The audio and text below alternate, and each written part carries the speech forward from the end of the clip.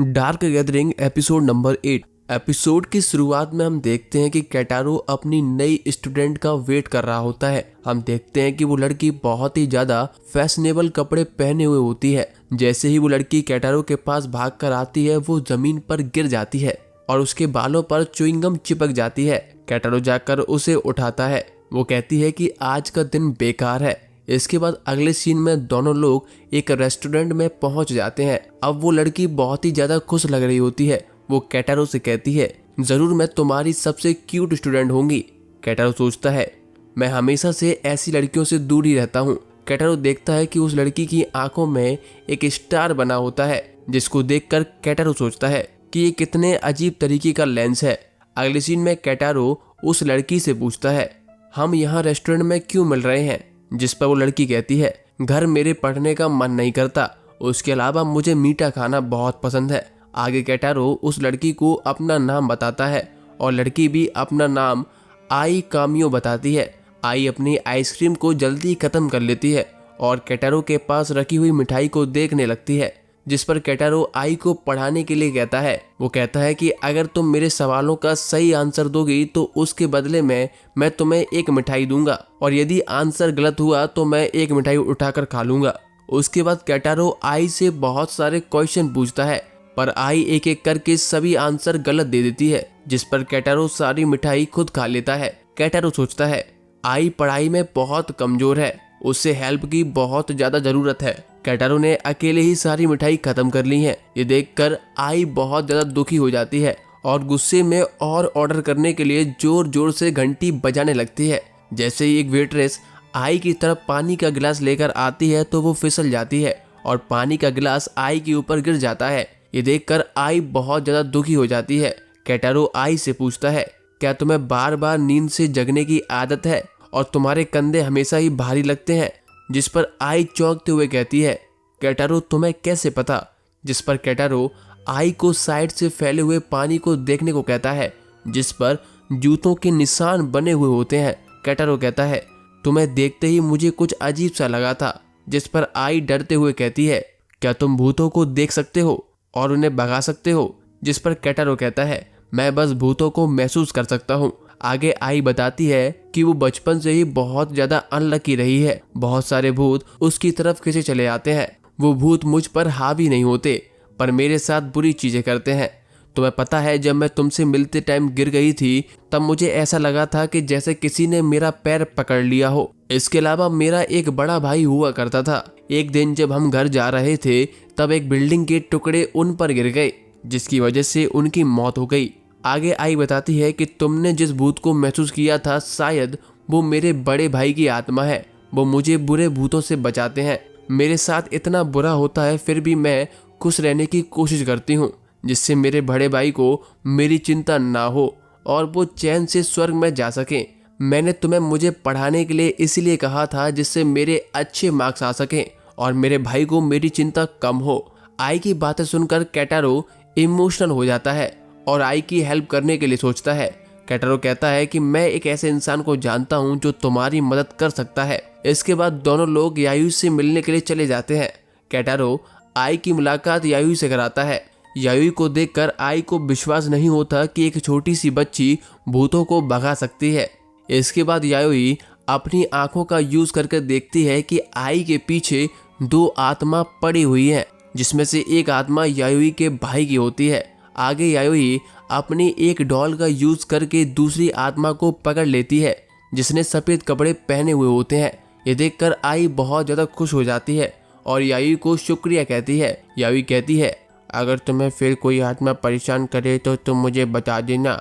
जैसे ही आई अपने घर जा रही होती है तो यायू आई का एक बाल तोड़ देती है, जिससे वो भूतों से आई की रक्षा कर सके। अगले सीन में हम देखते हैं कि केटारो को एक सपना दिखता है, जिसमें सफेद कपड़ों वाली आत्मा केटारो से आई की रक्षा करने के लिए कहती है।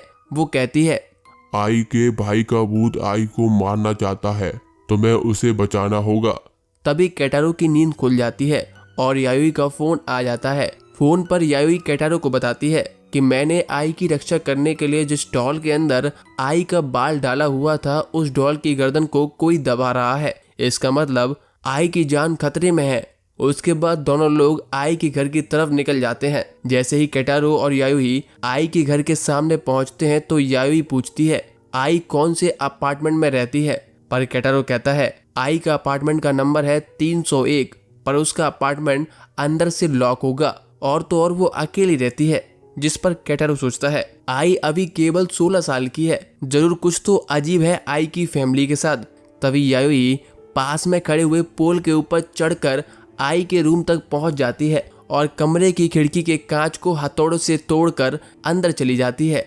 हम देखते हैं कि आई सो रही होती है, उसका अचानक से दम घुटने लगता है। आई को शुरुआत में कुछ भी समझ नहीं आता, पर वो जैसे ही देखती है कि उसके भाई का भूत उसका गला दबा रहा है, ये देखकर आई रोने लग जाती है। हम देखते हैं कि घड़ी में 12 बजने ही वाले होते हैं। तभी वहां पर यायोई आ जाती है। जैसे ही यायोई कुछ कर पाती घड़ी में 12 बज जाते हैं। इसके बाद आई के भाई की आत्मा धीरे धीरे गायब होने लगती है। हमें बताया जाता है कि 49 दिन पहले आई के भाई का श्राद्ध हुआ था, जिसकी वजह से 49वें दिन आई के भाई की आत्मा अर्थ को छोड़कर जा चुकी होती है। जब आई के भाई की आत्मा धीरे धीरे गायब हो रही होती है तो यायोई पूछती है कि तुम ऐसा क्यों कर रहे हो, जिस पर वो कहता है मैं बस आई को उसकी बुरी किस्मत से बचाना चाहता था। आई के भाई की आत्मा के गायब होने के बाद आई रोने लग जाती है, जिससे यायोई उसे चुप कराने लग जाती है। अगले सीन में हम देखते हैं कि सब कुछ शांत हो जाता है। आई सोचती है कि मेरा भाई मुझसे नफरत करता है क्योंकि मेरे वजह से उसकी मौत हो गई, इसीलिए वो मुझे मारना चाहता है। जिस पर केटारो कहता है तुम्हारे भाई से मुझे कोई भी बुराई महसूस नहीं हुई थी, जरूर उसके पीछे कोई अच्छा रीजन होगा जिसकी वजह से उसने ऐसा किया था। ये सुनकर आई कहती है मुझे वो रीजन जानना है, आखिर उन्होंने ऐसा क्यों किया, वैसे भी मैं 4 सालों में मरने वाली हूँ। ये सुनकर यायोई और केटारो दोनों चौंक जाते हैं। आई बताती है कि एक गॉड को मुझसे प्यार हो गया है, जैसे ही मैं 20 साल की होंगी वो मेरी आत्मा को लेकर चले जाएंगे। ये सुनकर केटारो को थोड़ा अजीब लगता है। जब केटारो आई के बेड के पास रखी हुई फोटो को देखता है तो उसे उस फोटो में आई और उसके भाई के अलावा एक आत्मा की फोटो भी दिखाई देती है, जो कि सफेद कपड़े वाली आत्मा जैसी दिखती है, जिसे यायोई ने पकड़ा था। जब यायोई उसे देखती है तो उसे शुरुआत में उस फोटो में कुछ भी नहीं दिखाई देता, पर जैसे ही यायोई थोड़ा सा फोकस करती है तो उसे भी वो आत्मा दिखाई देने लगती है। यायोई बताती है कि कुछ श्रापित फोटो ऐसी हैं जिन्हें केवल महसूस किया जा सकता है। जब मैंने थोड़ा फोकस किया तभी मुझे वो आत्मा दिखाई दी। आगे यायोई कहती है जब हमने सफ़ेद कपड़े वाली आत्मा को पकड़ा था तो उसके बाद से ही आई की आंखों में बना हुआ स्टार गायब हो गया था। अगले सीन में हम देखते हैं कि जिस डॉल के अंदर सफ़ेद कपड़ों वाली आत्मा को पकड़ा था वो यायोई के कमरे में पूरी तरीके से टूट चुकी होती है। वो आत्मा यायोई के कमरे से बाहर जाते हुए कहती है तुम लोगों ने आई को बचाने में बहुत अच्छा काम किया। जो प्रॉपर्टी मेरी है मैं उस प्रॉपर्टी को किसी दूसरे को कैसे लेने दे सकती हूँ। ऐसा बोलकर वो आत्मा वहां से चली जाती है। हम देखते हैं कि आई की आंखों में वापस से स्टार बन जाता है। ये देखकर केटारो और यायोई दोनों थोड़ा डर जाते हैं।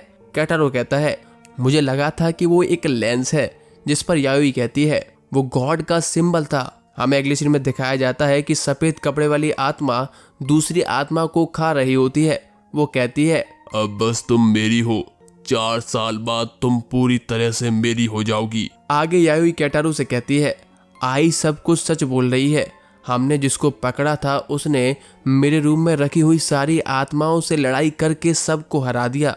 वो सबसे ज्यादा पावरफुल है, यानी वो एक गॉड है। ये सुनकर केटारो डर जाता है। यायोई कहती है आई को भगवान को चढ़ाया जा चुका है। तभी अचानक से आई के कमरे की लाइट चली जाती है।